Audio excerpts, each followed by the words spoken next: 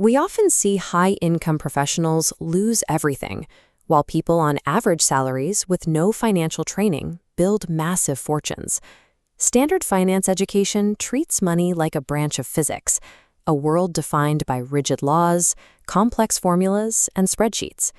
In practice, financial outcomes are determined by soft skills, your relationship with emotion, ego, and the subtle nuances of human behavior. The modern world makes it easy to focus only on what we can see. We have been trained to gauge success by the horsepower of a car or the square footage of a home. Beneath these visible markers are the psychological forces that dictate long-term survival. To understand how wealth is actually built, we have to look at the factors that remain hidden. Luck and risk are the first of these hidden forces. The world is too complex for 100% of your actions to dictate 100% of your results. The line between bold and reckless is often only visible in hindsight. A famous outlier like Bill Gates benefited from a unique intersection of intense drive and a 1 in a million opportunity. This introduces a second hidden force, the distinction between the visible act of spending and the hidden nature of saving. Being rich reflects your current income. A luxury car proves cash flow. It hides your actual net worth. Wealth is found in the assets you choose not to spend. It is the mathematical gap between your income and your ego.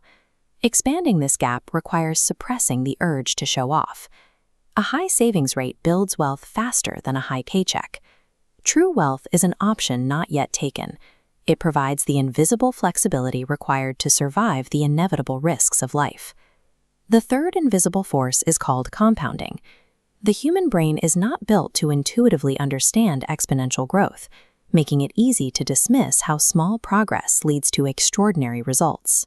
We spend years analyzing the specific investment strategies of the legendary Warren Buffett. This chart shows his net worth over an 80-year timeline. Notice how the line stays flat for decades. Over 95% of his wealth was accumulated after his 65th birthday.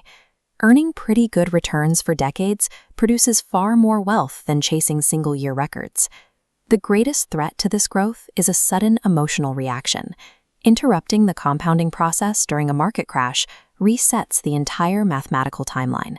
In this environment, time and patience are far more valuable than a high IQ or an aggressive trading strategy. If the goal of accumulating money is something other than buying visible luxury or signaling status, what is its actual purpose? The highest dividend money pays is the ability to buy control over your own time, to do what you want, when you want. Financial independence offers the autonomy to wake up every morning and choose your own schedule, your own work, and your own collaborators. These unspent assets provide a buffer against life's volatility. They convert money into a source of personal freedom rather than a tool for social signaling. Lasting success in this field comes from stepping off the status treadmill and focusing on the disciplines of humility and emotional control. The path forward is clear. Building wealth is not about making perfect decisions. It is about developing the right habits and staying patient and understanding how human behavior shapes financial success. The greatest investment you can make is in your own mindset.